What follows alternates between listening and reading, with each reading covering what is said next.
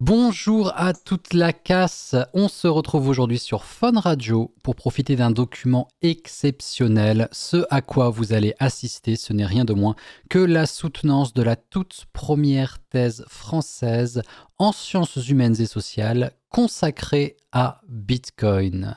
Cette thèse, donc, c'est l'œuvre du désormais docteur Maël Rolland et s'intitule Au-delà des codes, infrastructure et gouvernance discrète et polycentrique des crypto-monnaies Bitcoin et Ethereum dévoilées par leur crise. Alors, je vais vous présenter un petit peu le document qui a sa petite histoire. La soutenance a eu lieu le 13 décembre 2024 dans les locaux de l'École des hautes études en sciences sociales à Paris. Elle a été captée par Marco du site bitcoin.fr et diffusée en ligne. Seulement, les conditions d'enregistrement étaient difficiles et l'audio nous est parvenu très abîmé. Mais comme sur Fun Radio, on estime que ce document est intellectuellement très important, eh bien on s'est mis en tête de vous le diffuser et dans les meilleures conditions possibles. Pour ça, on a traité la bande audio avec des outils d'intelligence artificielle et on a réussi à passer de ça. Selon Satoshi Nakamoto, le créateur anonyme de Bitcoin, le problème fondamental de la monnaie traditionnelle réside dans la confiance nécessaire à son fonctionnement. À ça. Selon Satoshi Nakamoto, le créateur anonyme de Bitcoin, le problème fondamental de la monnaie traditionnelle réside dans la confiance nécessaire à son fonctionnement. Évidemment, il va rester certains artefacts audio, certains passages étaient vraiment impossibles à rattraper, mais globalement, vous pourrez profiter de 90% de ce qui s'est dit ce jour-là. Un grand merci donc à Megavox pour l'idée et pour le travail qu'il a abattu.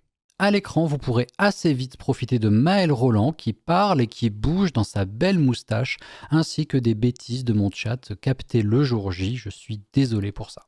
Si vous n'avez pas l'habitude des pratiques universitaires, vous allez voir qu'une soutenance de thèse, c'est un exercice assez particulier. C'est très codifié. Et le but ici, c'est pour les membres du jury d'un petit peu bousculer le candidat, de le pousser dans ses retranchements. Donc voyez ça comme une grosse table ronde avec une spé victimisation. Le but, c'est bien sûr de vous donner envie d'aller lire le texte en entier. Le lien se trouve dans la description. Dernière chose, pour différentes raisons, à la fois juridiques et techniques, on va se concentrer aujourd'hui sur les interventions de Maël. Je vais synthétiser puis lire ou faire lire les interventions du jury. Félicitations donc au docteur Maël Rolland pour la qualité de son travail et de sa prestation. Il devient le premier expert académique S-Bitcoin et croyez-moi, il y en a que ça empêche de dormir. Maël, c'est à toi. Je vais vous présenter brièvement mon travail de thèse intitulé Au-delà des codes. Infrastructure et gouvernance discrète et polycentrique des crypto-monnaies Bitcoin et Ethereum dévoilées par leur crise. Je vais commencer par cette présentation par l'exposé de mes questions de recherche. Ensuite, je reviendrai rapidement sur le cadre théorique que j'ai utilisé pour y répondre. Puis, j'aborderai ma méthodologie en détaillant mon enquête de terrain et les matériaux que j'ai récoltés. Enfin, je présenterai une synthèse transversale de mon travail, en mettant en lumière quelques-unes de mes thèses principales et 3 de mes contributions. Voilà déjà 16 ans, en plein cœur d'une des pires crises bancaires et financières du XXIe siècle, qu'un anonyme a lancé une contestation monétaire radicale, Bitcoin. Aujourd'hui, malgré les chroniques nécrologiques et oraisons funèbres récurrentes, la capitalisation boursière des crypto-monnaies dépasse le 3,5 trillions de dollars, et il en existe désormais plus de 16 000. Bitcoin vient d'établir un nouveau record à plus de 100 000 dollars l'unité, et représente près de 56% de la capitalisation totale des crypto-marchés. C'est 12% pour Ethereum, lequel domine largement le secteur de la finance décentralisée, avec 70 trillions de dollars en séquestre sur les 90 trillions que compte le secteur D. Mon travail s'appuie donc sur l'étude de 2 des crypto-monnaies les plus importantes. Aujourd'hui comme hier, les médias, la littérature grise et certains travaux académiques, pourtant, utilisent des désignations selon moi inconsistantes et anarchiques, mobilisant indistinctement les termes de crypto-monnaie, de crypto-actifs et de monnaie digitale, tout en excluant ces objets du champ de la monnaie. Selon les définitions communes, en effet, dont j'affiche quelques exemples à l'écran, les crypto-monnaies ne seraient pas des monnaies, mais de simples moyens de paiement virtuels. Leur valeur se déterminerait uniquement en fonction de l'offre et de la demande. Ces définitions soulignent aussi que ces objets ne repose pas sur un tiers de confiance et de fait échappe au contrôle des régulateurs et des banques centrales. En fait, elle s'appuie sur la blockchain avec un registre décentralisé, un protocole informatique et la cryptographie pour sécuriser les transactions et la création des unités. Ces définitions des crypto-monnaies s'inspirent directement des ambitions des pionniers. Selon Satoshi Nakamoto, le créateur anonyme de Bitcoin, le problème fondamental de la monnaie traditionnelle réside dans la confiance nécessaire à son fonctionnement et surtout dans la façon dont cette question a été résolue, c'est-à-dire par l'institution des autorités et des acteurs bancaires comme tiers médiateurs de conflits. Un rôle leur conférant une autorité et un pouvoir, pour lui, problématique. A contrario, Bitcoin sera une monnaie sans confiance, complètement décentralisée, entièrement pair à pair, sans tiers. D'où le fait qu'elle soit perçue comme une évolution radicale de la monnaie. Grâce à la technologie, l'argent pourrait être soustrait à ce modèle de confiance et à ses faiblesses, rendant possible une souveraineté individuelle inédite. Chacun pourrait désormais placer son argent dans un cadre mathématique, exempt de politique et d'erreurs humaines. Les partisans de Bitcoin affirment que le consensus politique y est remplacé par un consensus technique, indiscutable et non négociable, produit par un protocole informatique codé en sec. Fini les incertitudes dues aux recompositions politiques, aux changements de règles et aux interventions discrétionnaires des administrations et des institutions financières.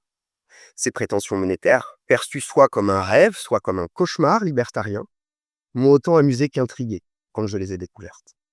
Comment ces gens-là pouvaient-ils parler de monnaie alors que ces affirmations paraissaient si opposées à la théorie et à la pratique de l'argent que je connaissais? On en arrive à mes questions de recherche. Cette thèse interroge ses ambitions monétaires et la capacité des crypto-monnaies à faire monnaie, dans une double distance, vis-à-vis de l'imaginaire des coiners, mais aussi de leurs détracteurs, qui prennent trop souvent leurs revendications pour argent comptant. Je le montre dans la thèse. Les crypto-monnaies réactivent de manière singulière un conflit symbolique et matériel récurrent dans le champ de la monnaie. Elles réouvrent en grand le débat entre la règle et la discrétion. Les ambitions des coiners que j'ai qualifiées de libéral technicistes se présentent en fait sous la forme d'un syllogisme, dont la validation ou la réfutation constitue en fait le fil conducteur de mes chapitres. Ce syllogisme voudrait que, puisque la technique est autonome et neutre vis-à-vis du monde social, et que, bien entendu, les crypto-monnaies sont des monnaies purement techniques, alors elles seraient immunisées contre la gouvernance humaine et ses intérêts politiques, ce qui en ferait naturellement de meilleures monnaies que les monnaies nationales.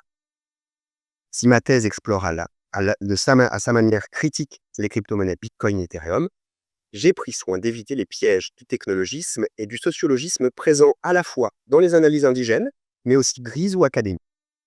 Le technologisme d'abord, qui présente les crypto-monnaies comme des entités techniques neutres, autonomes, stabilisées, et se concentre uniquement sur leurs caractéristiques technologiques et protocolaires. Le sociologisme ensuite, qui à l'opposé réduit les crypto-monnaies à leur origine libertarienne. Pour opérer ce double dépassement, j'ai appréhendé les crypto-monnaies comme des infrastructures socio-techniques, ce qui a nécessité d'en restituer le contexte relationnel et socio-historique. On en arrive donc à mon cadre théorique. J'ai travaillé à partir de deux cadres théoriques complémentaires, l'institutionnalisme monétaire francophone d'une part et la sociologie des sciences et techniques de l'autre. L'institutionnalisme monétaire francophone voit la monnaie comme un rapport social fondamental entre sujets économiques au sein d'une communauté de paiement. L'argent y est conçu comme une institution sociale et politique primordiale, liée à la dette, à la confiance et à la souveraineté. Le corpus, ouvert à la pluridisciplinarité, a produit de nombreux travaux sur les monnaies parallèles. Et nous l'avons étayé des travaux de l'école de Bloomington sur la gouvernance des ressources communes.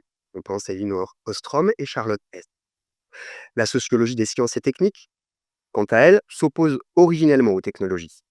Ainsi, elle m'a permis de dépasser la vision libérale techniciste propre aux crypto-monnaies en les considérant comme des objets d'emblée et indissociablement sociaux et techniques.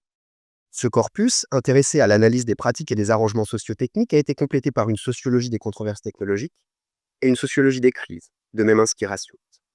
Grâce à cet assemblage, cette recherche propose une compréhension nuancée des crypto-monnaies et de leur gouvernance. Pour ce qui est de mon enquête de terrain, pour aborder la gouvernance des crypto-monnaies, j'ai mené une enquête qualitative multisituée en deux phases distinctes et qui a mobilisé 4 stratégies d'accès au terrain différents.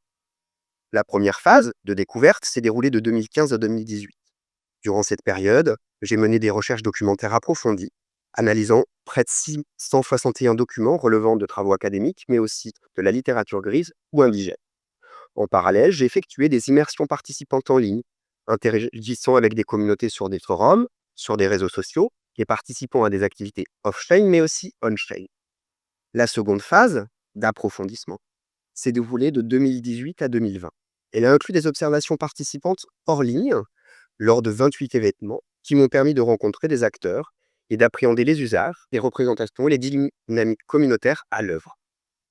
J'ai également mené 27 entretiens avec des acteurs clés, couvrant divers statuts et rôles, pour recueillir des perspectives variées.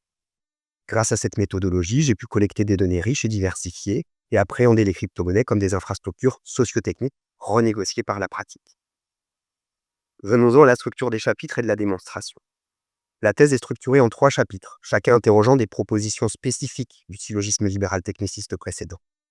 Le premier chapitre correspond à une socio-histoire de l'émergence carnavalesque des infrastructures Bitcoin et Ethereum. J'y déconstruis les 2 premières prémices, qui veulent que la technique est autonome et neutre vis-à-vis du monde social et que les crypto-monnaies sont purement techniques. C'est également dans ce chapitre que je présente mes objets, Bitcoin et Ethereum. J'en détaille les concepts de conception, les arrangements clés de leur fonctionnement ainsi que leur développement infrastructurel. La mise en évidence du caractère hybride et négocié de l'émergence de Bitcoin et d'Ethereum permet de remettre en question l'apolitisme, la neutralité et l'autonomie prétendument technique des crypto-monnaies. Le second chapitre est une participation critique à la controverse sur le statut monétaire des crypto-monnaies. J'y aborde les propositions du syllogisme restant, qui stipule que les crypto-monnaies sont des monnaies immunisées de la gouvernance humaine et de ses intérêts, et faisant de meilleures monnaies que les monnaies nationales.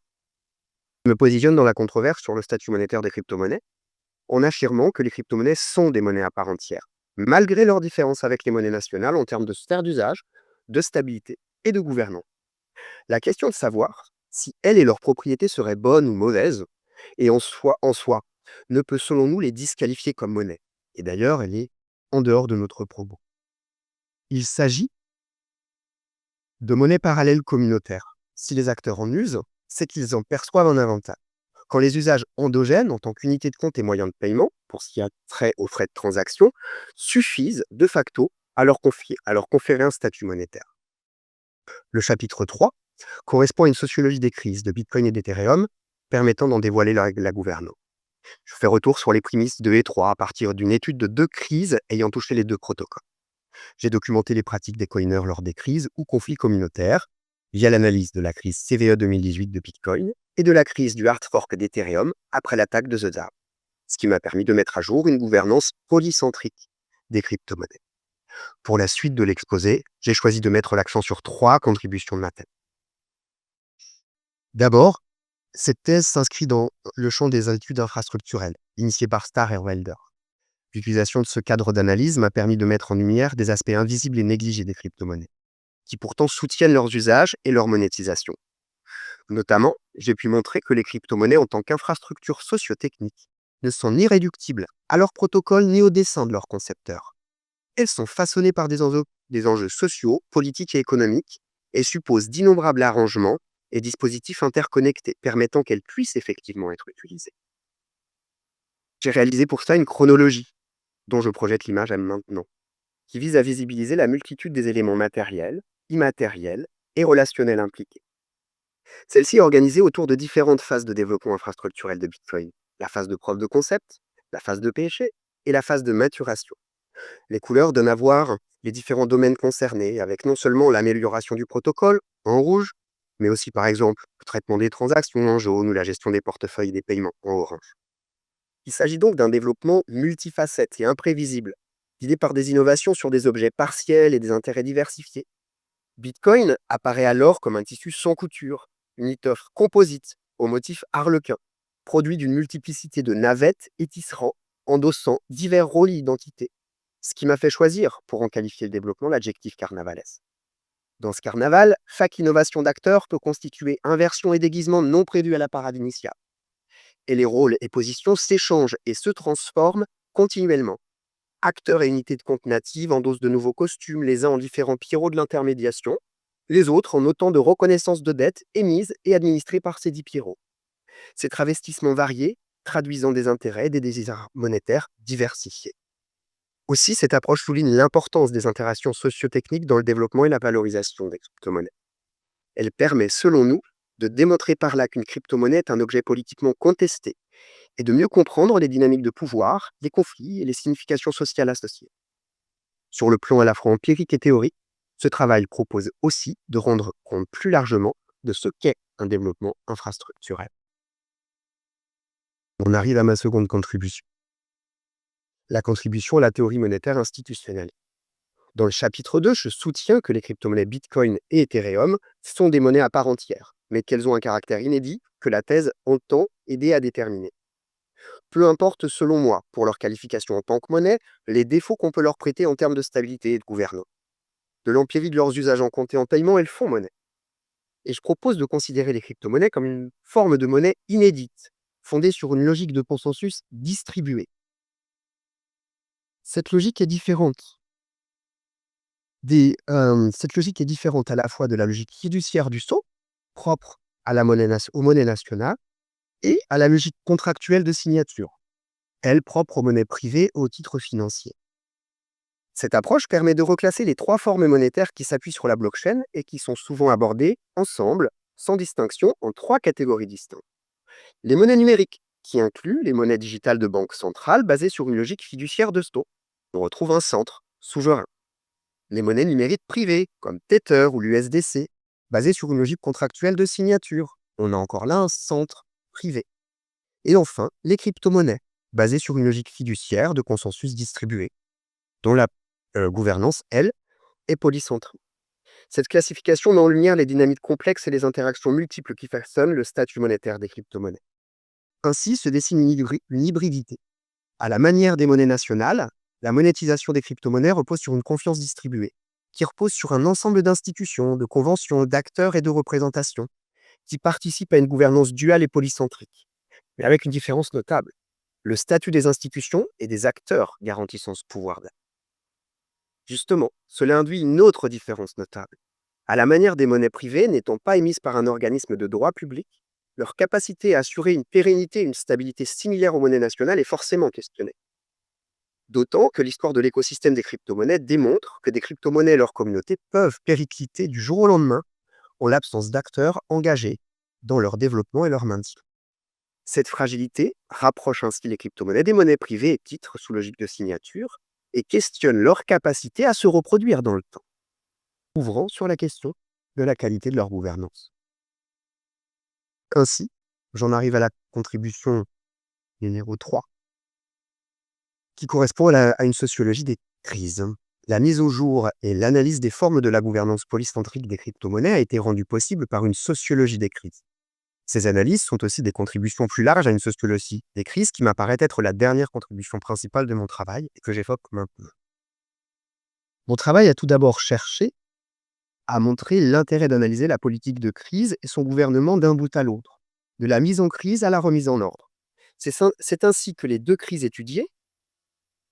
pour les deux crises étudiées, je me suis attaché au processus qui à la fois précède l'identification par certains acteurs d'un problème, comme à leur manière d'y faire face et le suivi de l'ensemble des opérations induites par les formes de résolution choisies. Chaque cas étudié illustre que le diagnostic de crise est un acte politique essentiel, impliquant un cadrage, une désignation de la nature de la pathologie, du prescripteur, du malade, des traitements et du parcours de soins. Cette approche m'a permis de mettre au jour deux types de crises, présentés dans le tableau qui apparaît. Les crises de vulnérabilité d'une part et les crises d'évolution d'une autre. Ainsi, bien entendu, que les processus et dispositifs nombreux que les coiners ont mis en place qui leur permettent de qualifier et gérer ces crises. J'ai également pu mettre au jour une gouvernance de crise en deux volets, avec une forme de huis clos et une forme publique. L'analyse de la crise Bitcoin CVE 2018 m'a permis de décrire une gouvernance de crise de huis clos, routinière, et où le consensus est d'abord local entre une poignée de techniciens, les fameux corps développeurs.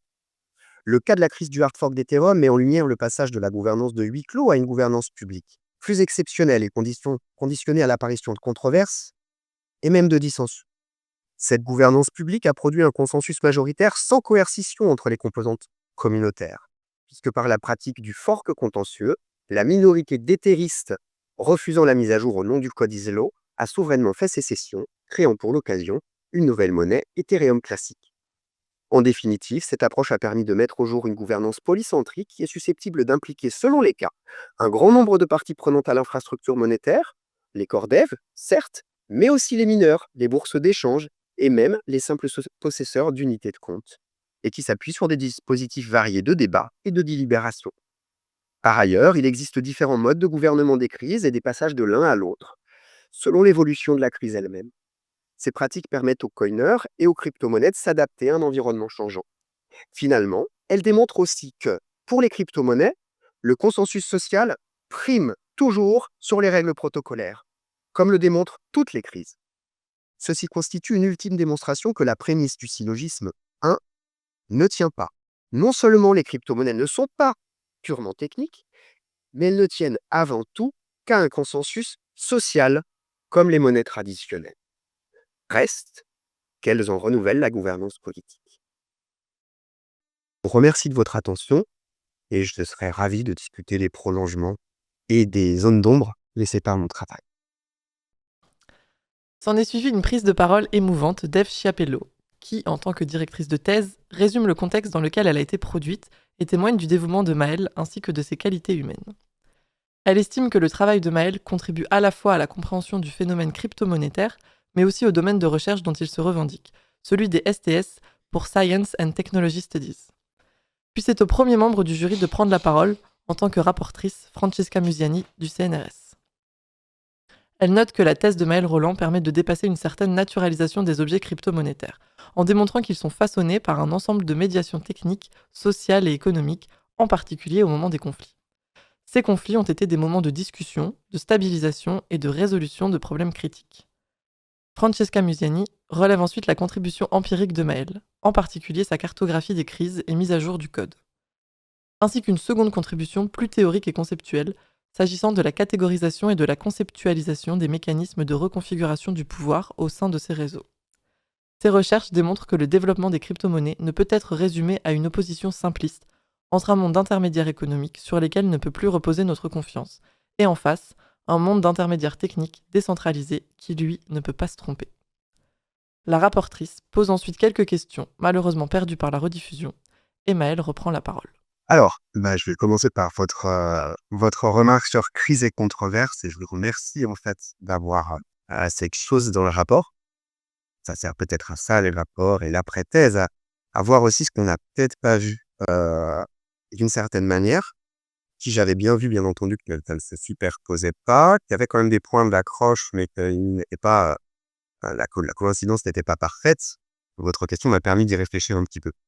Et effectivement, je crois que là, on aurait quelque chose à réfléchir plus précisément, parce qu'on a un peu une situation, on a en fait des controverses qui ne dégénéreront pas en crise.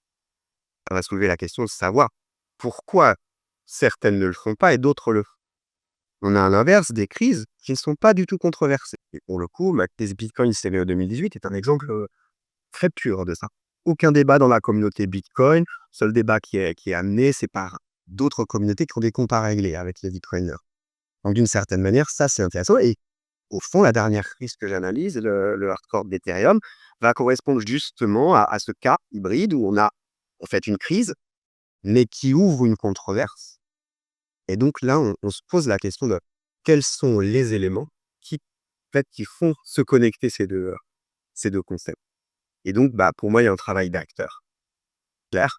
Ce que je souligne déjà dans mon encadré sur le scaling débat, c'est-à-dire qu'au fond, la question du scaling débat, elle est inhérente à Bitcoin dès la création. Donc, on a déjà une controverse. Directement sur les forums, on a des Dan Larimer qui viennent critiquer Satoshi Nakamoto avec des citations. On connaît tous, quoi. Si t'as pas compris, je vais pas t'expliquer, j'ai pas de temps à perdre avec toi.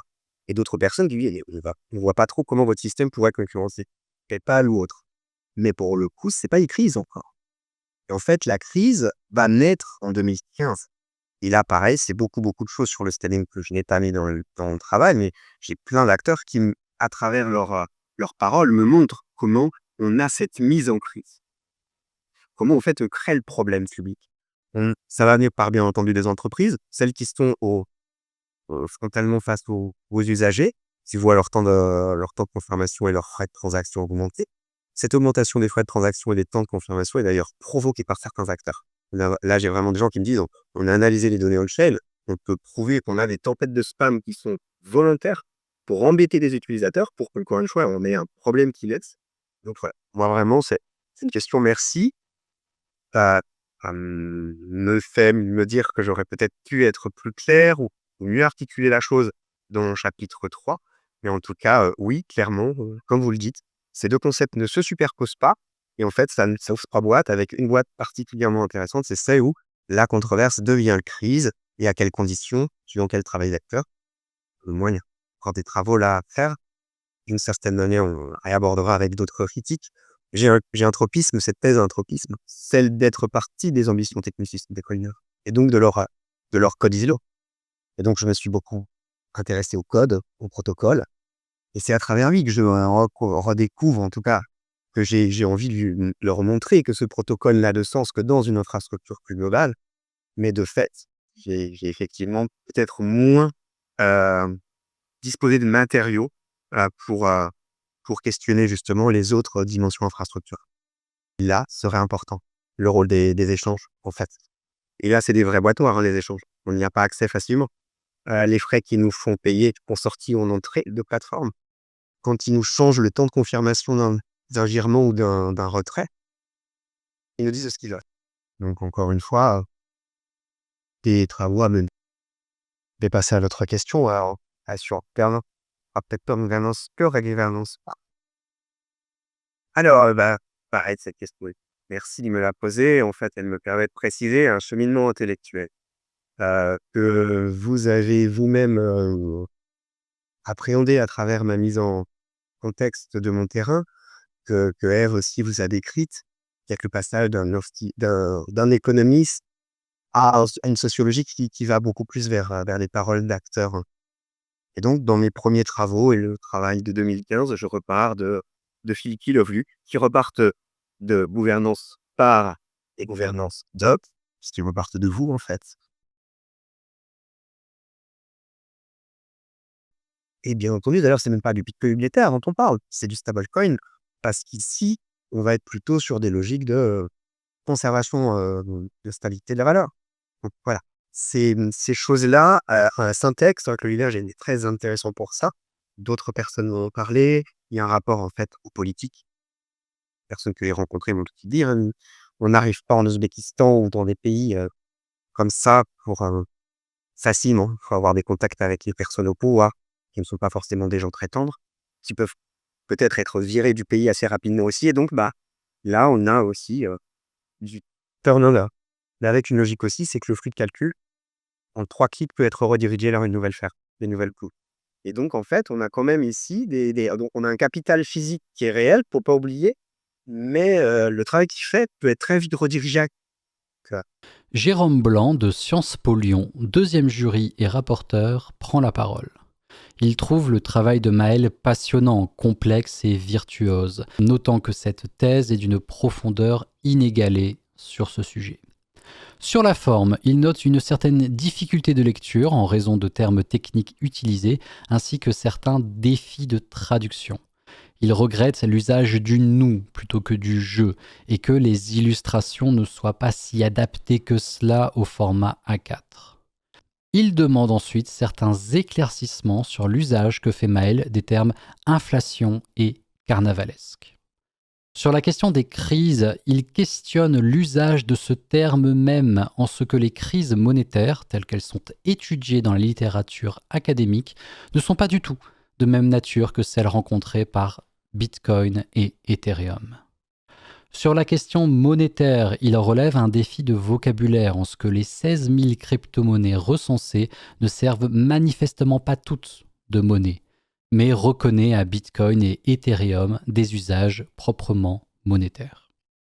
Il conclut son intervention en questionnant le candidat sur la concurrence et la complémentarité entre les crypto-monnaies et entre celles-ci et la monnaie fiat. Maël reprend. Merci beaucoup, Jérôme. Comme Francesca, merci pour tes remarques, tes rapports très pertinents. Déjà tous les deux sur le rapport au langage. Désolé. Le nous, lui, outre que c'est quand même ce qu'on nous demande dans notre formation, toi qui permis de café, un petit complexe d'imposteur. Donc voilà, mais j'en ai plus con, j'ai mis du jeu un peu partout aujourd'hui. Ça peut s'améliorer. C'est vrai que, bah voilà, il y avait un enjeu de traduction. Alors le disque que je suis a peut-être pas bien réussi la totalité de la chose, mais comme tu le dis, c'est vrai que à modifier à japonais, j'avoue, là c'est un peu bête. Pourquoi, comment, je peux même peut-être pas vraiment l'expliciter, comme ça que c'est venu. C'est sûr qu'il y a une partie des mots de vocabulaire où je me suis posé la question, est-ce que j'ai bien défini? C'était un smart contract versus un script à exécution programmatique. C'est-à-dire que script à exécution programmatique, c'est plus juste. Mais à un moment, juste balancer un concept qui fait 4 mots et personne n'utilise, je me suis demandé si c'était pertinent. Et je me suis dit que peut-être pour être compris de tous, il fallait que je me limite à utiliser les mots un peu de tous les jours. Mais j'en tiens compte, et t'imagines qu'il faudra que je retravaille plus précisément ça. Donc voilà. Pour rester là-dessus sur l'inflation, c'est sûr que moi, qui viens d'une formation d'économiste, quand je vois les coiners me parler d'inflation, j'ai bien parle en fait. Mais à un moment, très vite, je comprends que c'est pas vraiment ça ma question, et c'est pas vraiment la leur non plus. Parce que comme tu le soulignes, en fait, on commence à leur poser des questions sur la théorie économique qu'ils mobilisent ou qu'ils croient mobiliser. Il y en a pas un qui dit la même chose. Hein. Ils sont tous libéraux, ils ont tous lu Ayn Rand, mais on sait pas trop dans quel texte. Et franchement, ils peuvent se contredire. Mais il y avait un peu cette question de, est-ce qu'il aurait fallu vraiment faire quelque chose de très très large, demander à beaucoup de bitcoiners pour savoir après d'une genre de voilà, et répartir qu'est-ce que chacun met derrière ce terme, quelles seraient leurs croyances économiques, mais ça dépassait très largement mon enjeu. En fait, mon enjeu, c'était de partir de textes et d'académies qui disaient les bitcoiners, c'est que des libéraux, quoi. Donc, moi, juste de pouvoir dire, mais attendez, c'est pas le cas. Regardez, je vais vous en trouver d'autres qui disent d'autres choses. Et je vais vous montrer à travers des conflits qu'il y a. Bien entendu, des conflits socio-économiques. Et donc, de théorie de la monnaie. Je veux dire, le scaling débat, c'est vraiment le moment où il y a les crypto-keynésiens versus les gentils libertariens, quoi. C'est eux qui utilisent ces mots-là. Ils veulent remettre de la science économique dans leur champ. Et moi, en débat, comme je vous l'ai dit dans l'introduction, c'est comme tout le monde. Parce que jeune étudiant, j'ai du dédain pour cet objet. Je comprends pas, elle parle pas mon langage. Mais assez vite, peut-être qu'ils vont m'emmener une modestie. Ils ont leur langage, j'ai le mien. On ne parle pas les mêmes. Faut déjà que j'apprenne le leur. Et d'un certain côté, j'ai dit que j'avais aucun intérêt à leur imposer le mien. Je veux dire, imposer ma définition de l'inflation comme l'augmentation d'IPC, j'y ai pas intérêt. Sachant que même de par mon cœur de théorie, l'IPC me posait un problème en termes de représentation de ce que les gens vivent au quotidien en fonction de leurs milieux sociaux. Donc, en fait, c'était pas ma question de base. Je crois pas que ça soit exactement celle des bitcoiners. Eux, effectivement, ils partent un peu de cette théorie quantitative de la monnaie basique ou d'augmentation de la masse monétaire conduite d'une augmentation générale des prix.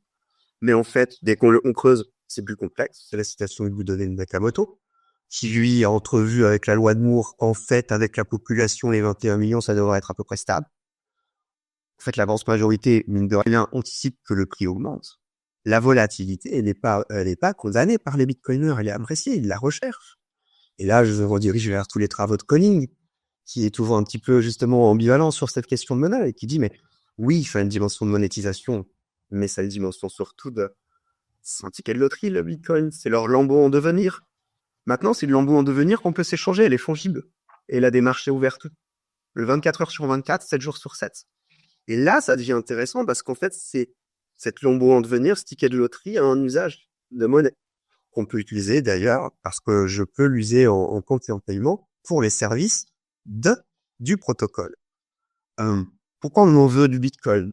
Je suis pas sûr qu'ils cherchent la stabilité, je viens de le dire.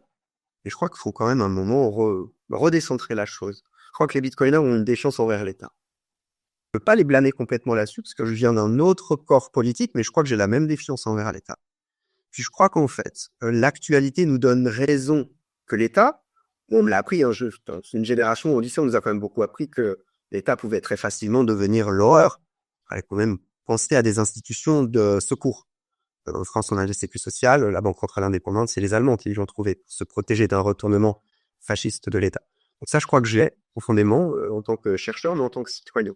Et donc, comprendre que des monnaies en dehors du giron total des États Notre travail montre que les États, ils sont pas sur le sou, ils peuvent agir, et ils le font pas bien, selon moi.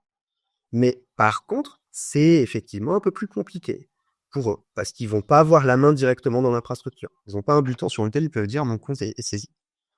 Ça va être plus compliqué. Pour moi, l'État perd pas de capacité de régulation. Par contre, le citoyen garde une protection. Ce qui s'est passé en Ukraine la montre. Et là, on voit des gens quitter le pays et qui ont les crypto-monnaies qui leur permettent de vivre en Pologne alors que les banques sont fermées.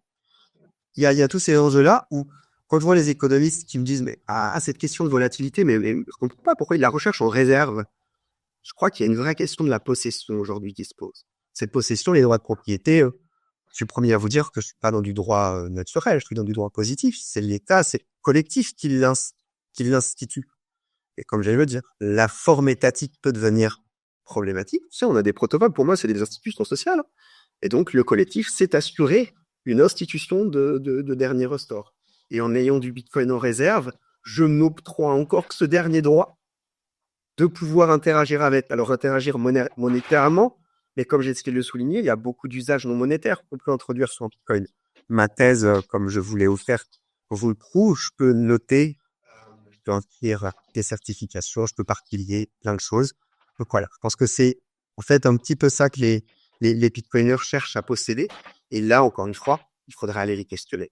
Je crois que la première fois qu'on s'était rencontrés, dans mes dispositifs, il y en avait un que j'ai pas réalisé. C'était un sondage plutôt vers les utilisateurs finaux pour avoir justement un petit peu plus de matière, de réel, parce que moi, je peux pas parler à leur place. Et j'ai pas pu le faire. Je pense que ça aurait été intéressant pour juste le mettre en perspective. Mais voilà. Sur l'inflation, c'est très diversifié. J'ai pas à leur imposer mon analyse. C'est pas vraiment le centre de ma problématique. J'ai pas besoin de ça pour montrer que la gouvernance, elle est polycentrique. Au fond, l'idée même qu'ils ont pas du tout, ils partagent pas les mêmes idées là-dessus. Marrant. Ils vont devoir en débattre et ça montre peu les bitcoiners sur leurs 21 millions. On attend de voir si un jour ou non, la question se réouvrira. Certains, très clairement, j'ai des bitcoiners qui savent, en tout cas qui veulent que cette question soit réouverte. Parce qu'en 2134, on ne fera plus d'émission monétaire, ça veut quand même dire que la sécurité du protocole repose directement et uniquement sur les frais. L'eau aura coulé sous les ponts. On est bien d'accord. Mais si on croit aux anticipations rationnelles, il faudrait qu'ici, chacun choisit son corpus. Donc voilà, sur Camarales, merci aussi, c'est vrai que ça m'a permis de préciser un peu. Alors déjà, il y a les raisons que je ne le définis pas de manière systémique tout de suite. Je crois que en fait, c'est peut-être un défaut de ce travail. Par réflexivité, ou en tout cas, j'ai voulu qu'à travers la lecture, il y ait une forme de... On voit aussi mon cheminement. Et d'une certaine manière, le carnaval s'est imposé à moi. Alors, il s'impose à moi théoriquement, parce que j'ai des auteurs de STS qui l'utilisent pour Bitcoin. C'est Cavana. Donc forcément, il me le décrit, moi ça me parle. C'est des choses que j'ai envie de dire. Il y a aussi quelque chose de très personnel. J'habite depuis maintenant 5 ans à Dunkerque. C'est critère de carnaval, donc forcément ça me parle aussi. Mais votre idée de bricolage, elle me questionne et je me dis non, mais en fait ça me va pas. Parce que bien entendu, c'est contenu dans le carnaval, le bricolage, mais c'est pas suffisant. L'idée vraiment du carnaval, c'est la multiplicité, la multitude. Il y a du monde. Un bricolage peut-être fait à 3. Les idées, en fait, surtout, je crois que c'est les retournements. Les inversions que le carnaval permet et que je considère qu'ils ne sont pas conclus dans le bricolage. Satoshi Nakamoto, il veut de l'intermédiation, de la désintermédiation totale. Il y en a, ils veulent de l'intermédiation totale. Parce que c'est plus simple, parce que c'est plus sécure. C'est pas Nakamoto de décider ce que c'est le Bitcoin. C'est aux Bitcoiners. Et donc, ils le font. Et c'est en ce sens-là où moi, je trouve que le carnaval, c'est un peu ça. C'est des lieux où on conteste les pouvoirs, on ironise. Et en plus, on ne peut pas dire que les Bitcoiners, alors, ils ont un comportement très grégaire. Alors, ils peuvent attaquer en meute. Je pense que vous le savez sur Twitter. Mais ils ont pas mal d'humour et d'ironie aussi. C'est pour ça que je me suis mis au même. Et c'est aussi ce qu'on trouve dans la dimension de carnaval et ce qu'on trouve dans leur débat. C'est quand même un public qui a beaucoup de cours réintégrer les critiques des académiques et des praticiens comme des fiertés, quoi. Quand on leur dit qu'il y a de la volatilité, ils vont vous dire, bah ouais, mais un Bitcoin égalera toujours un Bitcoin. aussi nominaliste, ça me plaît parce que je trouve que c'est une bonne réponse. Si on a de la monnaie, si je veux du Bitcoin pour pouvoir l'utiliser, qu'importe son prix en dollars. La valeur endogène, elle n'est pas en dollars chez Bitcoin, elle est en Satoshi. Donc, enfin, voilà, c'est des débats qui m'apparaissent, en tout cas, qui n'étaient pas centrales à mon propos. Distinction. Alors, les interprétations monétaires, effectivement. Or, déjà, bien sûr, je ne veux pas dire que quand on est institutionnaliste monétaire francophone, il faut dire que les monnaies sont des monnaies. C'est mon point de vue, ils se défendent pas. On est là pour en débattre et je crois que c'est ça qui intéresse, qu'on en débat. Maintenant, ma thèse, elle naît aussi d'une insatisfaction. C'est que j'ai l'impression que ce débat, il est clos en France. Enfin, je veux dire, j'ai quand même des étudiants, j'ai essayé de poutiner, je sais pas de nom, mais il y a quand même eu certaines, j'ai eu affaire à des choses. Il y a des étudiants qui m'ont quand même dit qu'ils n'ont pas pu faire leur mémoire de Master 2 sur Bitcoin, parce que c'était nul. Moi, quand je suis vraiment tout jeune étudiant, je viens de me dire que quand même, je me trompe. Je l'ai vécu ça. Non, c'était pas vous. Forcément, moi, je suis surpris de la fermeture. Je suis pas du tout surpris de la vie, parce qu'en fait, je partage un petit peu le même OD. Et en tant que scientifique, on m'apprend, moi, à déconstruire et à ouvrir, en fait, les choses. En fait, c'est vraiment là ma démarche. Et donc, mon but, c'est vraiment très modestement, et c'est là où quand je lis que j'étais frustré, mais en même temps, je comprends, je m'en excuse, mais je me suis frustré moi-même, parce que je crois qu'une thèse, c'est ce qu'on fait, et c'est aussi ce qu'on fait pas, ce qu'on n'a pas pu faire. Et fondamentalement, tu pointes des choses qui étaient en idée au départ, et que mon travail ne m'a pas permis, en fait, d'amener suffisamment de manière cohérente. Je ne pouvais m'engager dans des choses que je critiquais par elles. Donc, effectivement, il y a un enjeu de méthode chez moi ici. D'aller chez les acteurs, déjà. Quand je lis, effectivement, chez Conso, c'est fait que c'est que de la concurrence, que les mecs, ils se parlent pas, que le système, il fonctionne. Tout ça, je comprends pas comment ils font, en fait. Parce que si de regarder sur Internet pour voir que c'est pas le cas. Donc ça, déjà, pour moi, il y a un enjeu de méthode qui me pose un petit peu problème. Et puis, fondamentalement, il me faut pouvoir parler de choses que je connais. Donc, je vais creuser là où je connais pas. Je pars du principe qu'il faut que je m'intéresse aux crypto-monnaies. C'est l'objet un petit peu nouveau. Tether, c'est pas nouveau. J'essaie de le montrer, alors peut-être pas suffisamment bien. T'as raison, en fait. On ne peut pas me croire sur parole quand je dis que Tether ou les monnaies numériques privées, en fait, c'est peut-être du vieux vin dans une nouvelle bouteille. Oui, il y a une logique de signature privée, mais je ne trouve pas qu'il aurait fallu que je l'analyse précisément, le système Tether. Maintenant, ça aurait nécessité en fait le même travail que vous avez vu en chapitre 1 sur un objet complètement différent. Quand tu me demandes d'expliciter plus spécifiquement les autres usages, pareil, j'en avais envie. Déconstruire la boîte MakerDAI qui permet d'émettre du token dollar grâce à de l'Ether et du Bitcoin, c'est génial. Il faut le développer, il faut étudier ça. Alors, je fais quoi? Je l'étudie comme ce que j'ai vu dans quelques arts.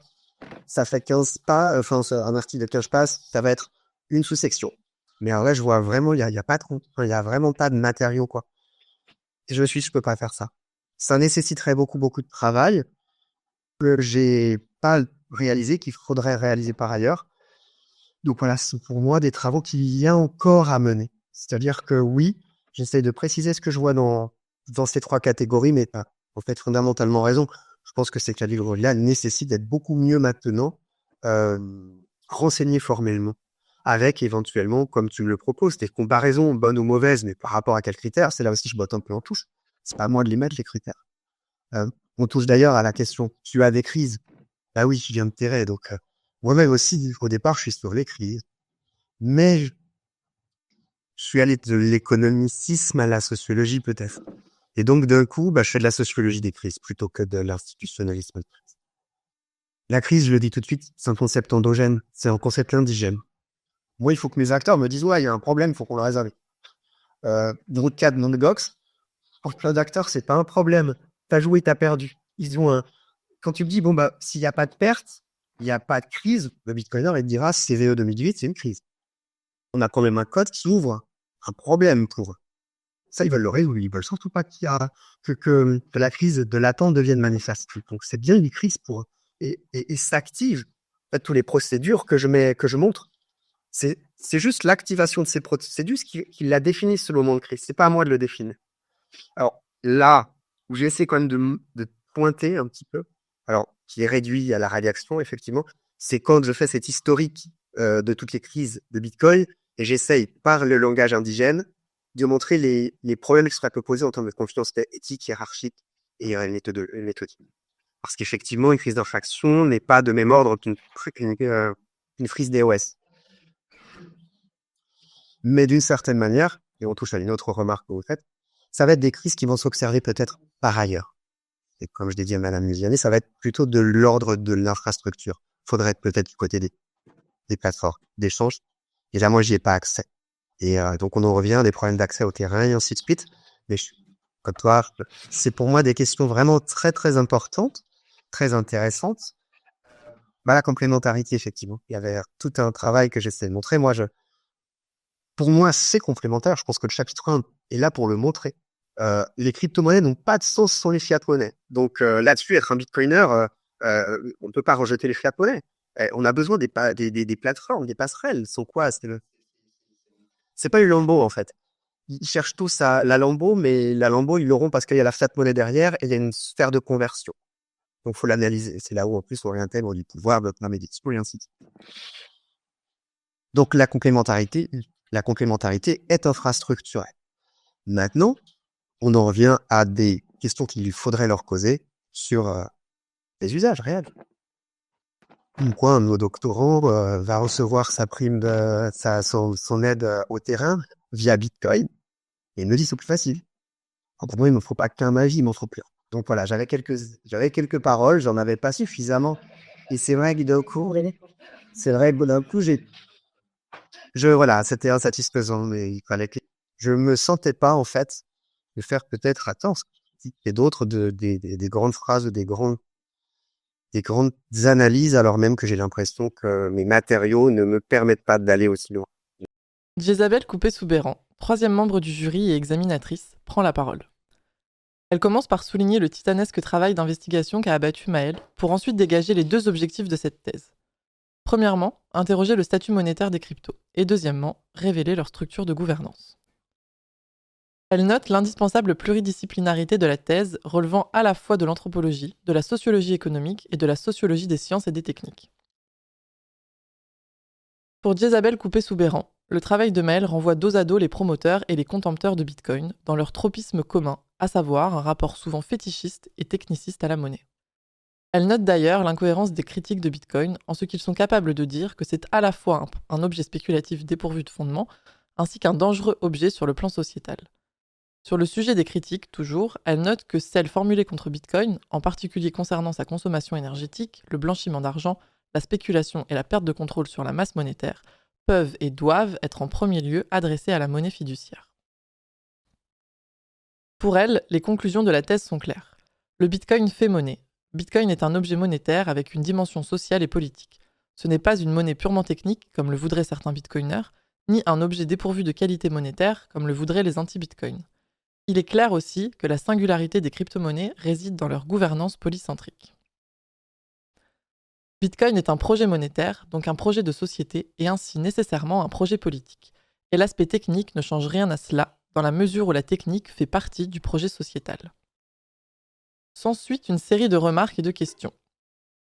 Elle loue la qualité de la rédaction, prenant grand soin du lecteur, en particulier dans les introductions et conclusions des chapitres, ainsi que des illustrations élaborées. Elle regrette cependant l'usage du « nous » dans une thèse si personnelle et singulière. Elle est d'accord pour estimer que les crypto-monnaies sont bien des monnaies, mais note qu'elles ont été intégrées par le capitalisme financier au titre d'actifs spéculatifs. Elle regrette que n'ait pas été cité dans la bibliographie un article d'institutionnalisme monétaire signé Augustin Cerciron, qui se trouve être son co-auteur sur le livre Le pouvoir de la monnaie, aux éditions Les Liens qui libèrent, 25 € sur Amazon.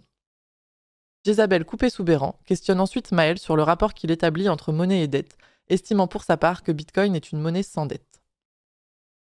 Elle note ensuite que la thèse considère la monnaie fiduciaire comme déjà privatisée, car accaparée par le secteur bancaire, mais estime pour sa part que Bitcoin est une privatisation de la monnaie sans dette.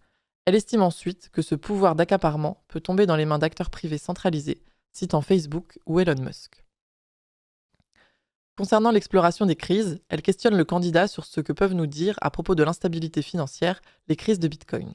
Concernant les entretiens, elle regrette qu'ils ne soient pas retranscrits en annexe pour servir de matériel à d'autres chercheurs, puis note le peu de femmes ayant participé aux entretiens, demandant si les cryptos sont un milieu encore plus masculin et sexiste que la finance traditionnelle. Elle questionne ensuite le candidat sur les implications normatives de son travail en termes de préconisation de réglementation, s'il y en a.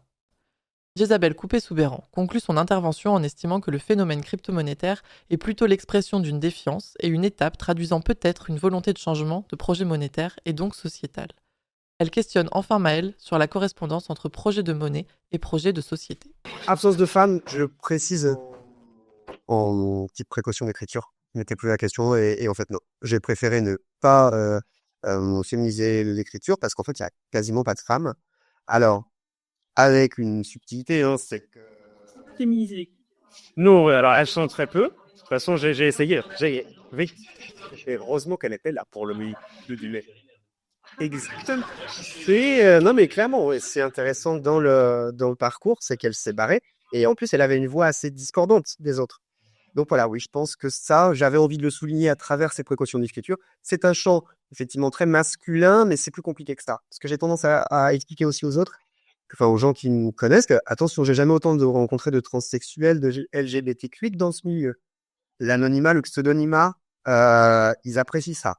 Bon, on peut discuter plus librement quand on est caché sur un forum, et ça, vraiment, ça ressort aussi. Donc, en fait, c'est beaucoup plus nuancé. C'est ça que ma thèse voulait montrer. Bah, s'il y a une chose que je veux qu'on retienne, c'est de la nuance. Donc, à travers peut-être ce geste, on perd les autres gestes qui y auraient perturbé. Oui, au début, je suis arrivé sur le champ très normativement, comme l'économiste que j'étais. En fait, j'ai eu envie de me déposer ces oripeaux. J'avais ma parole porte, j'ai envie de dire des choses et je l'ai dit, et j'ai envie de dire, bah, si vous n'êtes pas d'accord, venez avec vos arguments, mais en tout cas, j'ai tendance à penser que j'ai démontré la chose. Il y a d'autres choses que j'avais pas envie de dire parce que pour moi, encore une fois, j'étais peut-être pas en mesure de les. Alors, sur l'incorporation au capitalisme financiarisé, je suis le premier à l'avoir observé. C'est pour moi un des éléments importants d'ailleurs du développement infrastructurel de Bitcoin. 2017, quoi. On a vraiment une fièvre spéculative, des grands acteurs qui commencent. On avait déjà des produits dérivés de Bitcoin, plateformes en Russie avec des dérivés, mais c'est pas le Chicago Board, c'est pas les grandes places en fait. Et donc oui, ça arrive. Mon travail veut montrer que si eux arrivent, ça veut pas dire qu'ils remplacent totalement les autres. Dans le milieu, on aura toujours des petites voix discordantes qui apprécient pas ça. Donc quand vous me dites oui, bon, il y a une financiarisation de Bitcoin, c'est vrai. Là, on peut presque prendre des métaphores, des représentants. Elle, c'est l'or. On a quand même une personne qui vend avec premium considérable à travers une entreprise qui ne faisait historiquement absolument pas cela, mais qui vend des actions pour acheter du Bitcoin. Il en détient plusieurs pourcents de la masse monétaire. Et attention, il y a une partie des Bitcoiners qui disent « Waouh !» On voit 80% des Bitcoiners tout contents et soutenir ce monsieur, alors qu'en fait, ce monsieur, c'est l'horreur. C'est la finance, c'est l'accaparement des Bitcoins qu'on enlève de la chaîne pour la mettre off-chain. Quand on aura du BlackRock et des ETF partout, ceux qui détiendront ces Bitcoins-là, ce ne sera pas vraiment du Bitcoin off-chain, ce sera du custodial. Donc on retombe sur, on a un Pierrot, BlackRock, qui a émis une reconnaissance de dette qu'il appelle Bitcoin, mais c'est pas Bitcoin, c'est un costume. Et là, les Bitcoiners maximalistes, ceux qui aiment vraiment les taux, ils ne sont pas d'accord. Ouais, ils vous diront, bah, chacun fait ce qu'il veut. Hein. S'il y en a qui veulent avoir du Bitcoin BlackRock, c'est pas du Bitcoin selon eux. Et voilà, mon travail permettra. Tout cela, c'est un peu Bitcoin, mais il y a des nuances socio-techniques qui renseignent mieux de pouvoir. Et dans ce sens-là, ok, je pourrais vous dire, oui, il y a un vrai mouvement de financiarisation. Je pense qu'il est aussi porté par des acteurs. Je suis pas surpris, moi, de voir que ce soit mes collègues ou même des gens dont je pourrais être proche politiquement, en fait, en tant que citoyen. Taper à bras raccourcis sur cette communauté, c'est que des libertariens, c'est que des... On ne parle que de libertariens. Toutes les voix discordantes, on les voit jamais. C'est pour moi un problème. Mais c'est aussi parce que ces voix qu'on voit tout le temps, ils ont beaucoup d'argent. Waouh! Les crypto guys millionnaires ont voté pour Trump et ont soutenu Trump via les dons. Bon, en fait, les très riches soutiennent les gens qui défendent le patrimoine des très riches. Bon, ça, c'est surprenant, ça. Mais la crypto n'a rien à voir là. Il y a quelques-uns crypto riches qui ont essayé de voter pour Biden. Alors, lui avait fait la crypto quelque chose de très partisan et anti.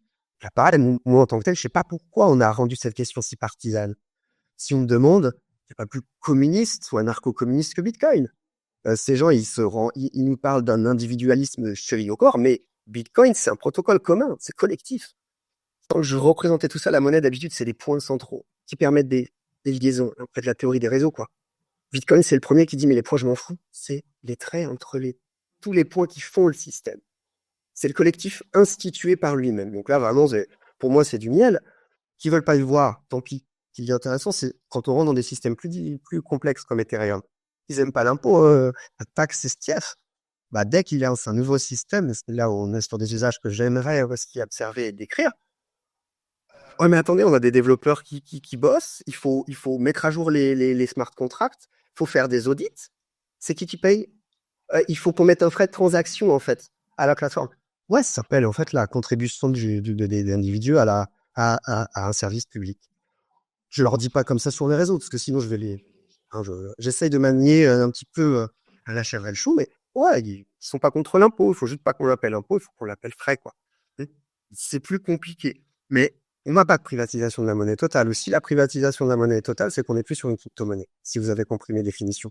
Crypto-monnaie ne peut pas être centralisée. Si Elon Musk émet une crypto-monnaie, c'est la monnaie d'Elon Musk, c'est une monnaie privée. D'accord, je suis comme vous. Je pense que le risque aujourd'hui, c'est ça. Le risque de Diam, Libra. Projet avorté, peut-être justement parce qu'il incorporait trop ce risque-là. L'enfant terrible de la concurrence, c'est la concentration. Je crois qu'il peut se passer la même chose au fond avec les cryptos. Et c'est en ça que ça permet quand même une privatisation et un accaparement de pouvoir de la monnaie. Pas ce...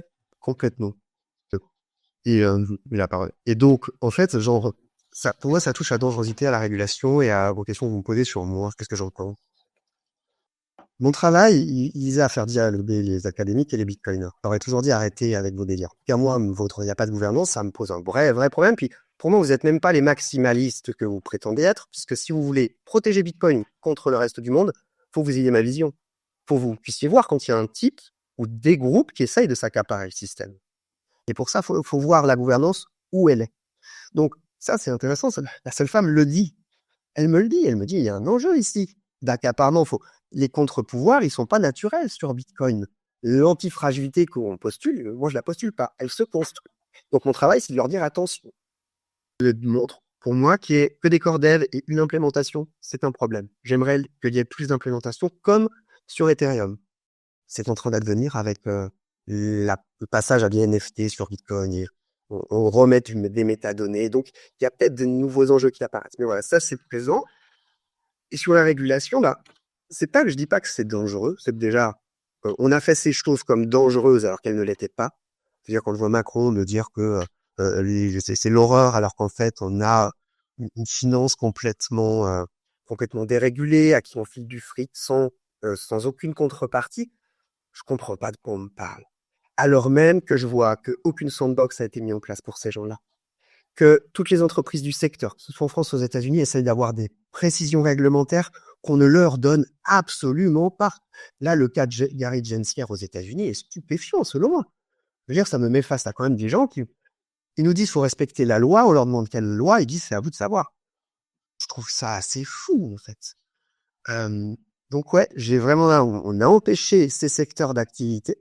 En France, c'est particulièrement avec le cas avec la non-bancarisation. Vraiment, il y a des problèmes.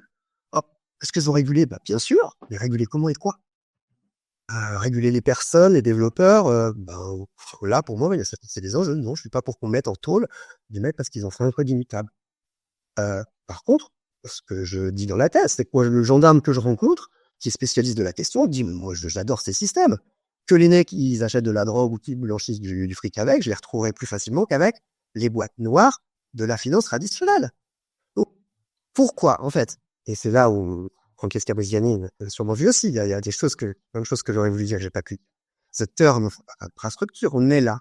Pourquoi ils veulent pas agir, les régulateurs? Parce qu'ils voudraient faire ça, ils y arrivent pas. Parce que ça s'y prête pas. Internet, ils sont allés voir les mecs, ils ont dit, bon, bah, alors vous êtes l'ICANN. Donc, maintenant, si on vous dit que tel linkage entre une adresse IP et un nom de domaine, on veut que vous le bloquiez, vous le faites. Ils peuvent pas faire ça avec Bitcoin et les crypto-monnaies. Et ben, pour l'instant, ils doivent botter en touche. Et ben, vous le ferez quand même. Ça marche pas. Parce que les acteurs, eux, ils sont avec leurs trucs sociotechniques et soit ils se lancent effectivement dans des activités d'intermédiation réelles, avec là, pour le coup, vraiment une forme d'analogie possible et ils vont pouvoir se mettre dans le cadre légal. Il y en a, ça marche pas. Donc oui, j'aimerais réguler, mais ça passera par un travail très précis de typologisation. Donc une partie de ce travail, je le fais avec les crypto-monnaies, mais je le fais pas avec tout ce que vous avez amené, Monsieur Blanc. J'aime apprendre un exemple, Uniswap V1. Je sais pas si vous savez ce que c'est un échange décentralisé. Bon, c'est immutable, on peut rien faire. On ne pourra pas empêcher des gens d'utiliser le marché qui a été créé sur ce protocole. Est-ce que je veux qu'il soit régulé, non?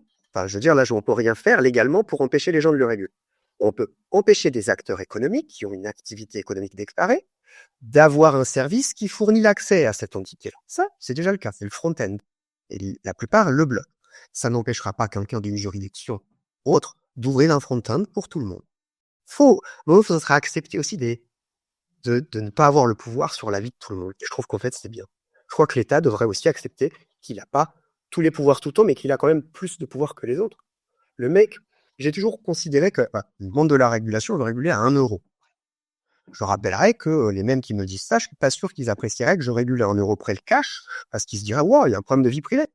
Je suis pas sûr que ces mêmes personnes seraient ravies de savoir que les juges américains ont commencé à pister grâce à Google Pay les femmes pour savoir si elles ont avorté. Et qu'on a des femmes qui se sont fait condamner parce qu'on a pu remonter leur système de paiement. Donc ouais, là-dessus, moi, je suis peut-être bête et méchant, mais je considère que la vie privée est une vraie valeur démocratique. D'accord, attention, on cache pas le financement d'une pilule abortive de la même manière qu'on cache l'achat d'une entreprise ou d'un chalet à Courchevel. Mon chalet à Courchevel, je suis logiquement, en tant qu'État, en capacité de savoir ce qui se passe et d'où vient l'argent. Donc, en fait, je vois pas trop où il y a de problème de régulation ici. Il faut juste savoir ce que font les acteurs avec. C'est une logique déclarative, je crois pas qu'elle soit gênante, c'est déjà le cas des acteurs privés, en fait. On leur laisse déclarer leur patrimoine. Sachant qu'en plus, il y a quand même une dimension de transparence qui s'ajouterait. On pourrait vérifier ce qui se passe. Plus cher. Donc bon, pour moi, il y a beaucoup de faux problèmes. Il y aurait plein de bonnes solutions. Oui, il faut réguler. Il y a des acteurs qui ont des rôles d'intermédiaires. FTX, on en parle. Moi, mes proches, j'ai toujours décidé, j'ai essayé de leur faire mettre un petit peu d'argent dessus. Je les ai toujours redirigés vers les acteurs réguliers, en leur disant, s'il y a un problème, vous serez sauvés.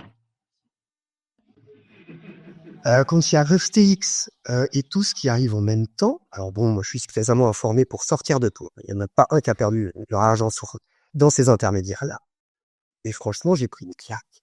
Je me suis dit, waouh, j'ai une déformation d'économiste. Je croyais en fait qu'en passant par des intermédiaires régulés, j'avais plus de garanties que en étant directement on-chain. On-chain, j'ai jamais eu aucun problème. Je voyais directement les short squeeze, ce qui était en train d'arriver. Et en fait, on a pu voir plus précisément ce qui se passait en termes de crise financière et monétaire dans le cas du FTX que dans le cas des UBS et autres. Là, on voit directement qui n'a pas la liquidité, où elle manque, où faut intervenir. Et donc, pour moi, en tant qu'économiste, je me dis, waouh, pas mal que de pouvoir faire payer des intérêts sur les dépôts. Pas au Bitcoin, d'ailleurs, moi, des fois, ça me plaît bien. Ça dépend qui, bien entendu, et de quel dépôt on parle. Mais voilà, pour moi, c'est des outils où passons l'opprobre. Et en fait, il y a beaucoup d'autres choses à en dire. Réguler, oui, mais comment? Précisons qui fait quoi, quels sont les pouvoirs des uns et des autres. Et si on a des pouvoirs d'intermédiation réels, ces gens-là devront être régulés comme tels. Bankman-Fried, qui passe un petit moment en prison, il a fait beaucoup, beaucoup de mal au secteur. Et il était très proche des régulateurs. C'est au tour d'Éric Monet de l'ES et Paris School of Economics de prendre la parole en tant qu'examinateur. Il débute son intervention par des points de forme en louant l'écriture foisonnante de Maël. Le qualificatif proustien a même été lâché. Il note ensuite que la thèse est particulièrement bien structurée avec sa documentation méthodique, au point de devenir un objet extrême, radical dans sa forme et jusqu'au boutiste. L'examinateur témoigne d'ailleurs qu'il a été impressionné par le degré de connaissance que Maël a accumulé concernant les protocoles et la littérature associée. Note du phone, le livre No Crypto de Nastasia Djadji, paru en 2023 aux éditions Divergence, ne fait pas partie de la bibliographie. Au niveau des contributions de la thèse, au sujet traité. La thèse fournit d'abord une description précise de certaines crises ayant touché les protocoles crypto-monétaires, ainsi qu'une articulation de qualité entre ce qui caractérise les infrastructures dans leur technicité et la question monétaire plus générale. D'un point de vue analytique, le point fort de la thèse est de montrer comment le véhicule de la gouvernance est un véhicule pertinent pour recoudre un vide entre les approches technicistes de Bitcoin d'une part et des approches monétaires d'autre part. Enfin, Eric Monet note que la thèse propose une description des différentes formes de résolution des crises de gouvernance. Il nous propose ensuite quelques pistes de réflexion. Concernant le rapport à l'action publique d'abord, il estime pouvoir, je cite, « faire rentrer l'État dans le jeu en nationalisant le minage, en fonctionnalisant les corps dev, quitte à aboutir à une société économique mixte ». Il soumet cette proposition à la sagacité de Maël Rolland. Il questionne ensuite Maël sur le sort qu'il fait à l'étude matérielle des objets dans le cadre d'une démarche de STS, rebondissant sur une citation de la thèse que voici. Avec Knapp, nous pensons que se focaliser sur la matérialité de l'objet monnaie relève d'une grave erreur et ceux qui le font, comme le numismate, ne peuvent apprendre grand-chose sur la monnaie, car ils n'ont affaire qu'à son cadavre. Il conseille enfin à Maël de s'appuyer sur les travaux de STS relatifs à l'économie pour approfondir encore son analyse de Bitcoin. D'une certaine manière, bravo de me faire remarquer de manière si pertinente que cette citation de Knapp, ce n'est que du Knapp. Et qu'en fait, d'un coup, forcément, c'est pas exactement ce que j'ai envie d'en dire. Même si relu dans son concept, au fond, on voit un petit peu. Le numismate, il sait beaucoup de choses sur la monnaie en regardant la pièce, en fait. Ce que Knapp fait. Knapp, il parle de ceux qui voient que de l'or ou de l'argent. Donc, en fait, moi, c'est sûr que même quand je vois cette citation, je me dis, ah non, le numismate, il voit la frappe, il voit la tête du prince, de quelles autres légitimations on m'obéit.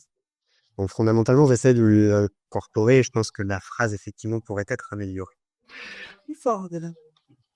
Ouais, on ne voit qu'une forme de la monnaie là où les STS proposent, en fait, le va-et-vient. C'est peut-être ça que j'aurais dû amener plus précisément. C'est que derrière la frappe, derrière la forme, il y a de la vie. J'ai pas répondu à votre question de monnaie sans dette. Les premières monnaies, il y en a pas. Si on suit les anthropologues, les premières monnaies, c'est de la compta. On va au village et on répartit les biens. Il n'y a pas de dette, en fait, la monnaie, c'est une dette. Ça veut pas dire une créance. Donc moi, c'est cet instant-là que je ferai.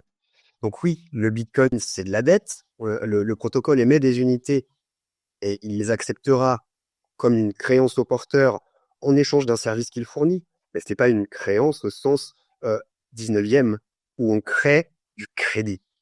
Et donc là, effectivement, ça introduit plein de choses. Que Simmel, d'ailleurs, que j'apprécie, avait déjà pris. Maintenant, sur le fait que sur les SCTS et l'économie est calon azul, c'est carré tardivement, en fait.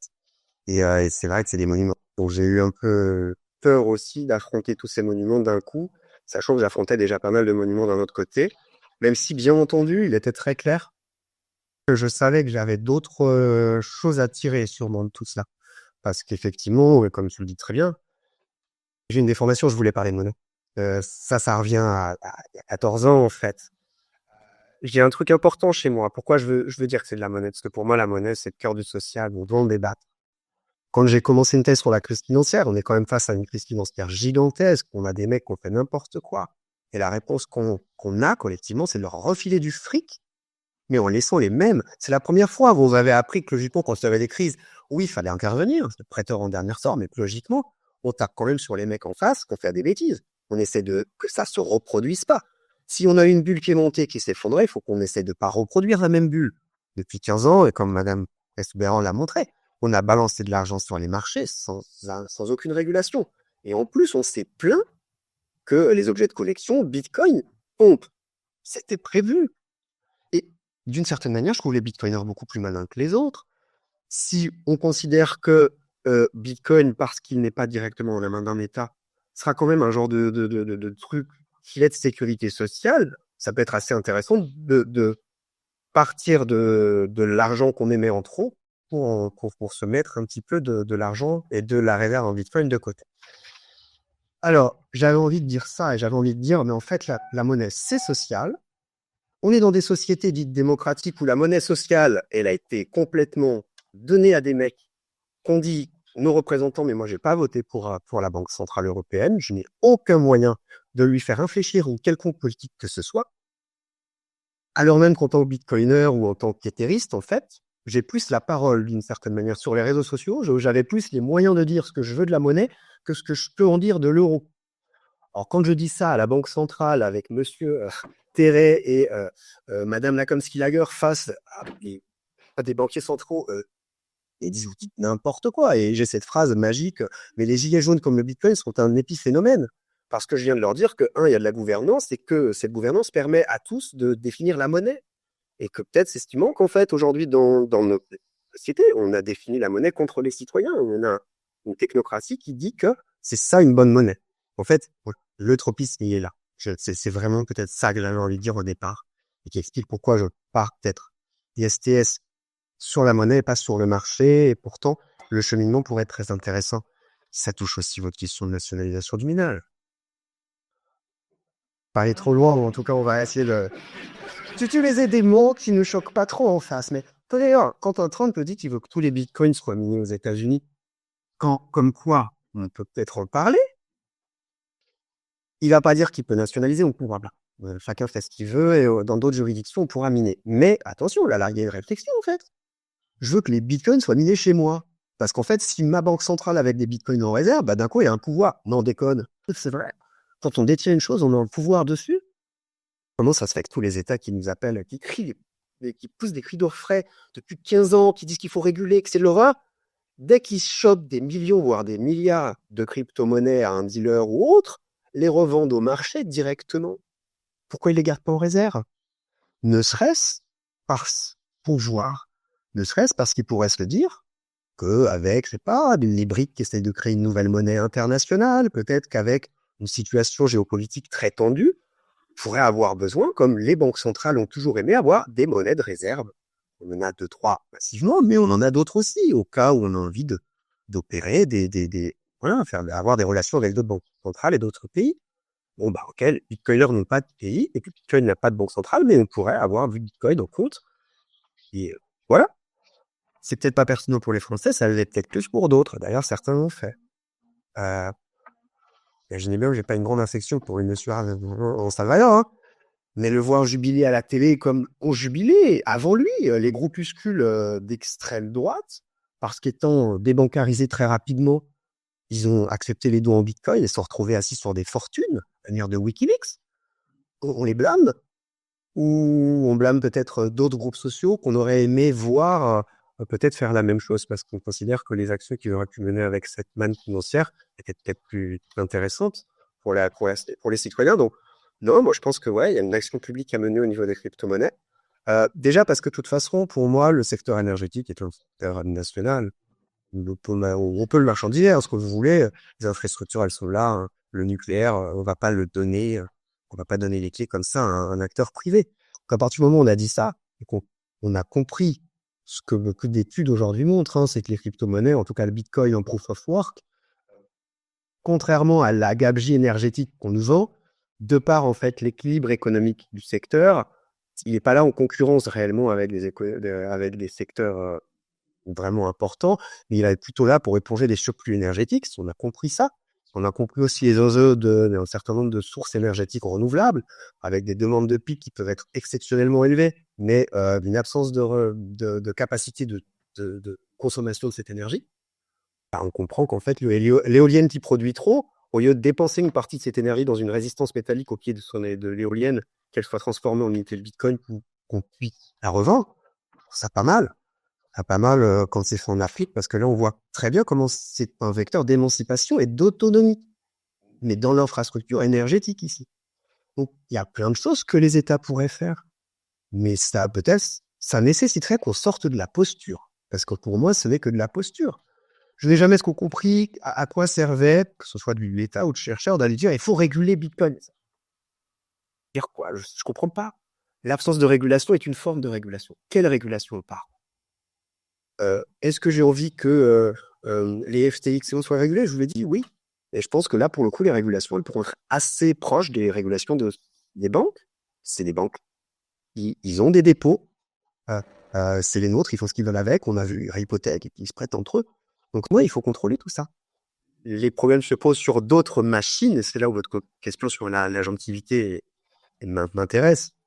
Et bien sûr que, peut-être que pourquoi je disais ça aussi, c'est que j'étais plus dans de la matière. Même si j'essaie de montrer que, par exemple, une transaction Bitcoin, on fait comme s'il y en avait qu'un titre. J'essaie de montrer dans ma thèse qu'il y en a que tous les débats aujourd'hui de comment on amène de nouvelles capacités à Bitcoin, c'est ça. Hein, c'est comment on trouve des schémas de transaction, de signatures bizarres, avec de la mathématique de plus en plus compliquée pour permettre ce que Bitcoin ne permettait pas. Donc, là, bien entendu, une analyse de la comptabilité, il y a quelque chose à retirer. Ça nécessiterait peut-être pour moi d'aller encore au-delà dans la compréhension des codes, parce que là, on rentre vraiment dans des dynamiques de « waouh, faut s'accrocher ». C'est comment la transaction est construite, par quoi elle est signée, comment que s'inscrit dans le protocole l'accès futur du propriétaire. Oui, plein de choses très intéressantes que vous avez soulignées. L'agentivité est essentielle, la matérialité est essentielle, elle n'est pas qu'immatérielle, car il y a du minage. Il y a pour le staking, parce qu'on fait comme si qu'il y avait... ma thèse insiste sur ces objets en preuve de travail. Maintenant, Ethereum est en preuve de proof of stake. Et là, on rentre dans des enjeux de pouvoir avec ce que tu as décrit pour les terminaux de transmission d'ordre rapide. Aujourd'hui, il y a un phénomène de MEV, mineur maximum extracting value. C'est-à-dire qu'on peut frontonner. Si vous êtes en fait aux mains des infrastructures et que c'est vous qui validez les transactions des gens, vous voyez ce qu'ils font et vous pouvez passer devant pour exploiter la transaction à votre profit. Ce qui est intéressant, c'est que si ça se fait sur Ethereum, c'est que ça se fait dans les banques, et on ne le voit pas. Ce qui est intéressant, c'est qu'Ethereum dit, bon, en fait, ça existe, on ne pourra jamais m'enlever. On va le minimiser, on va essayer de faire que le coût induit, qui est un monopole naturel, d'un coup dans le lore, il soit reparti aux autres. On va essayer de limiter les désagréments pour le collectif de ce qu'on ne peut pas supprimer. Ce qui est intéressant, c'est qu'il l'objective. Bitcoin l'objectivise moins parce qu'ils en ont moins. Attendons qu'il y ait des étages de nouveaux usages, et là, ils vont être exposés à tout ça. Et là, c'est sûr, on rentre dans de l'agentivité très importante, avec des différences à dénoter. J'introduirai l'AI aussi. On est là face à une explosion des agents AI, et je crois qu'il y avait une clé manquante au niveau crypto, et là, c'est deux objets qui se rencontrent très très bien. Je pense que ça fait 15 ans qu'on se dit que c'est des monnaies qui sont quand même faites pour que des ordinateurs entre eux discutent entre eux, sans nous, qu'ils aient leur propre porte-monnaie, qu'ils puissent payer leurs besoins. On est rentré dans ce monde-là, avec des AI qui émettent des tokens, qui commencent à parler. Et bon, il y a des risques, mais il y a des opportunités. J'aimerais bien qu'on ouvre la boîte et qu'on en discute posément, qu'on ouvre à tous les citoyens la question. Et c'est pour ça qu'il faut dire des choses nuancées. Voilà, merci. C'est au tour du dernier membre du jury de prendre la parole. Il s'agit d'Alexandre Mallard des Mines Paris. Il débute son propos en notant qu'un des défis de la thèse est de rendre un sujet très technique accessible à des non-initiés.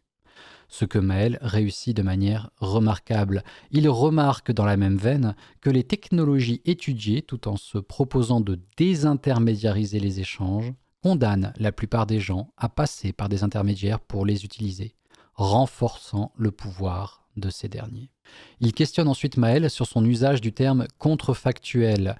Il note que les stablecoins participent à la confiance en recréant de la convertibilité et en facilitant l'usage. Alexandre Mallard pose ensuite la question de la valeur avec une théorie de la valeur inhérente à Bitcoin à travers la limite des 21 millions d'unités. Il note que le caractère allégal ou non national de Bitcoin évacue une partie des conflits liés à sa valeur. Il questionne ensuite Maël sur un éventuel conflit entre la valeur de réserve de Bitcoin et sa valeur d'usage. Là, je vais recommencer sur cette question de valeur. Alors, effectivement, mais là, pour le coup, ça revient à même quand j'étais économiste, j'avais du mal à imposer ma valeur ou mes valeurs à tous. En fait, pour moi, la monnaie, c'est le lieu de rencontre, de conflit, cela. Donc, fondamentalement, c'est peut-être de là que tout part. Maintenant, ok, on a un Satoshi Nakamoto qui, quand on lui demande, quand il explicite sur un forum pourquoi 21 millions, il nous fait un calcul au doigt mouillé en expliquant que ça devrait arriver à une stabilité.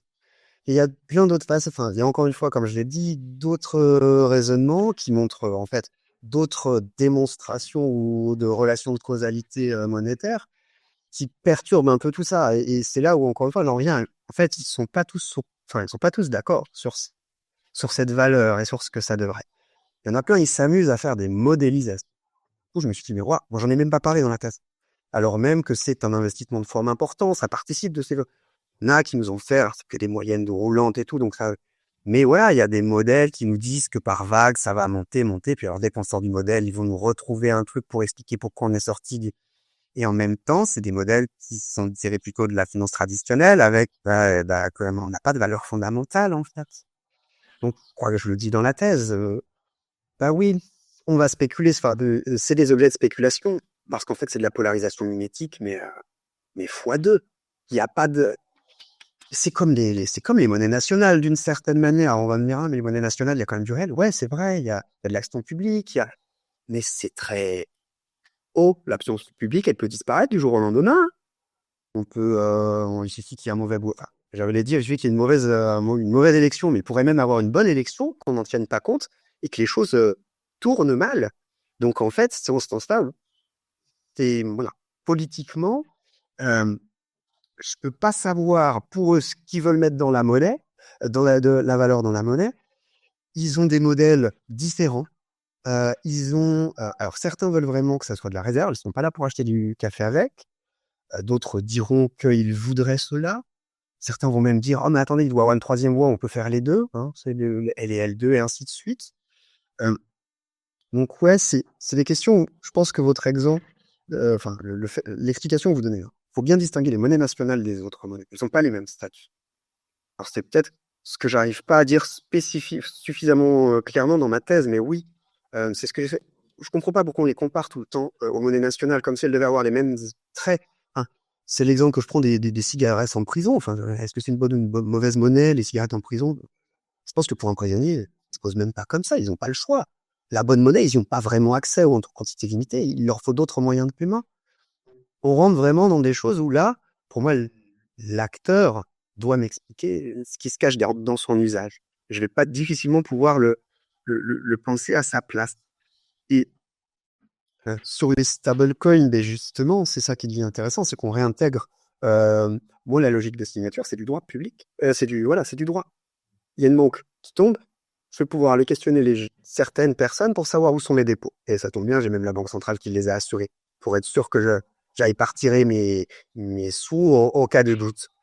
Mais ça, j'ai pas la même chose sur les crypto-monnaies, mais normal, c'est pas le même objet. On n'aurait peut-être pas demandé ça non plus aux monnaies étrangères qui circulaient sur le territoire. On pouvait en faire d'autres choses. Et on en revient à cette question de complémentarité. C'est là vraiment s'il y a quelque chose que ma thèse de Wave devrait amener, donc ouais, c'est de la monnaie, donc elles sont là, puis elles se développent. Alors pourquoi? Vraiment, là, on a une étude publique à faire de pourquoi les gens veulent en détenir. Et là, on va pointer du doigt la défiance générale des gens envers les institutions publiques. Alors, c'est sûr que si une institution publique à qui on dit, faudra comprendre que les gens ont une défiance envers vous. Moi, quand je dis ça aux banquiers centraux, c'est via les bitcoiners. Monsieur Terès, c'est vis-à-vis de la publication d'un sondage sur l'acceptation de l'euro en Europe. Plus de quasiment 10 ans après, une partie des gens continuaient de compter en francs. Le monsieur peut nous blâmer, en fait, de lui apporter la mauvaise nouvelle. Et je suis pour rien si on l'aime pas.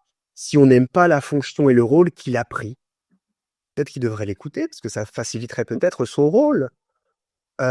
Et ça, encore une fois, c'est le cadre politique actuel. Les citoyens, on n'a pas le droit de le dire, ça, au banquier central. Il n'est pas là pour nous écouter, en fait, on a le droit de le dire, mais il s'en fout. Alors qu'au fond, on comprend que chez les crypto-monnaies, c'est plus compliqué. Parce que si on est suffisamment à dire il y a un problème, on ouvre une crise, en tout cas, on ouvre une controverse qu'on peut faire advenir en crise. Et donc, en fait, il y a du débat. Pour moi, c'est vraiment cette question-là qui importe. Et c'est celle qui est centrale dans ma thèse. La question des valeurs, j'ai appris de ce fait, je crois que ça vient plus généralement aussi de... Pourquoi je me suis intéressé à cette question? Parce qu'on parle du cadre, moins du fond. Au fond, je suis pas là pour imposer mes idées. Par contre, je suis pas là pour que les autres imposent leurs idées à moi. Je veux qu'on ait un cadre qui permet aux uns et aux autres d'exprimer leurs idées. Et en fait, voilà, vous m'aurez compris, c'est vrai que les crypto-monnaies, je les trouve plus intéressantes que les monnaies nationales aujourd'hui. On n'est plus en 70, on allait des débats politiques. Moi, j'aurais été ravi que, entre grandes personnes raisonnables, les États-nations puissent discuter des difficultés des uns et des autres pour établir des taux de change qui permettent aux uns et aux autres de vivre décemment. C'est pas le cas, quoi. Et par contre, pour soit clair, je ne vous dis pas non plus que les crypto-monnaies Bitcoin et Ethereum vont résoudre ce problème. Ils n'ont pas été faits pour ça. Mais on en revient à cette critique que je fais en conclusion et que Madame Souberan avait déjà faite dans une chronique du Monde. Tout ça, c'est pas les crypto guys qui l'ont produit, c'est les gens qui sont en banque centrale et qui ont constitué les banques centrales, donc les États-nations qui se sont liés les mains en créant ce monstre institutionnel. Pas responsable. Ah oui, contrefactuel. Ah bah alors c'était justement, j'ai peut-être pas une bonne définition, c'est juste pour dire qu'en fait les représentations des acteurs, elles vont contre les faits. C'est comme si, c'est marrant, j'ai quand même vraiment des gens qui m'affirment qu'il n'y a pas de gouvernance quand je leur pose. Et cette crise, il y a des gens qui font des trucs. Et c'est en ce sens-là où j'utilise contrefactuel, ça va contre les faits. Merci d'avoir écouté jusqu'au bout. Abonnez-vous pour de nouvelles aventures.